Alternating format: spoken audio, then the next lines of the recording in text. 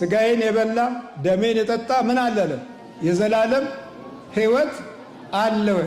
ከቅዱስ ቁርባን ከጸሎትና ከአምልኮት የተገኙ ልጆች ገና በሕፃንነታቸው ጸጥ ያሉ የተረጋጉ ሐሳባቸውን የሚሰበስቡ ሲያድጉም በትህትና የሚያድጉ በደንብ የሚሰሙ ጆሮ የተከፈተላቸው ሆነው ይወለዳሉ። አመጋገብህ ላይ ነዋ። ይሄ ፌርማጆ፣ ሞርቶሌላ፣ አሳማ ምናምን እያለ የበላ ሁሉ የወለደው በሙሉ ያንኑ የሚመስል እንስሳ ሆኖ የሚወለዳል። ስጋ ብቻ አሁን ስጋ አይደለም እንበላው፣ ስጋ እንበላለን አይደል? ስጋችን ስጋ ይፈልጋል። ስጋ ስለሆነ እንስሳ ስጋ አይደል የበላው? ስለዚህ እንስሳውን በልተን እንስሳ ብንሆንስ? ያው እኮ እንስሳ ነው እኮ የበላው። ወደ ውስጥ የገባው እንስሳው ነው።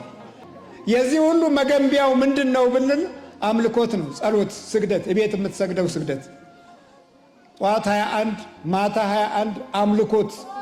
ጆሮዬን ክፈት፣ ልቦናዬን ክፈት፣ ውስጤን ክፈት ብለህ ስትማጸን የዚህ ጊዜ የሚወለደው ምኑ ይሆናል ማለት ነው? የበላኸው ከክርስቶስ ሥጋና ደም ጋር ስትገናኝ የበላኸው ይወለዳል። እየከዳህ ስትበላ የሚከዳ ልጅ ተጸንሷል። እየዋሸ ስትበላ የሚዋሽ ልጅ ተጸንሷል። እየሰረቅህ ስትበላ የሚሰርቅ ልጅ ተጸንሷል። አየህ፣ የምትበላው ይወለዳል።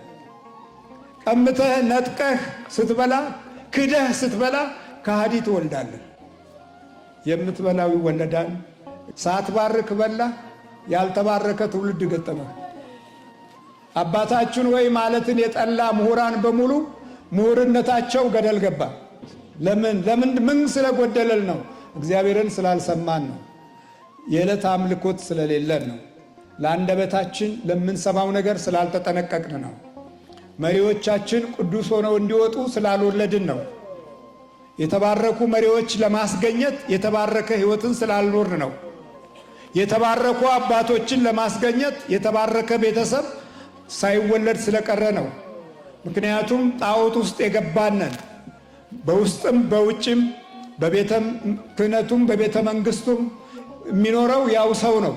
ያ ሰው እግዚአብሔር በአምልኮት ውስጥ ያስገኘው ሰው ነው ወይስ ዘመን ጊዜ የወለደው ሰው ነው ብለን ስንፈልገው በእውነት አስቸጋሪ ነው።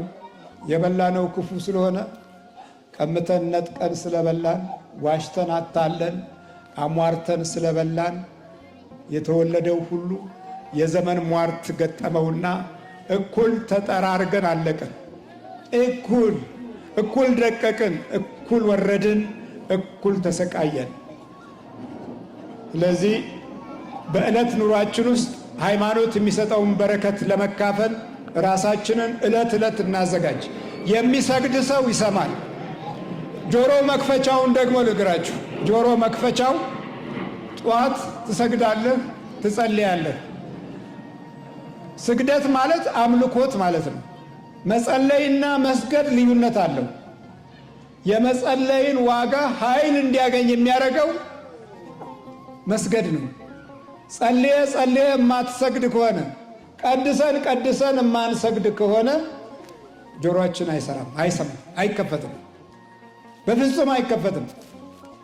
ዛሬ ብዙ የካህናት ጆሮ አይከፈትም፣ የአባቶቻችን ጆሮ አይከፈትም።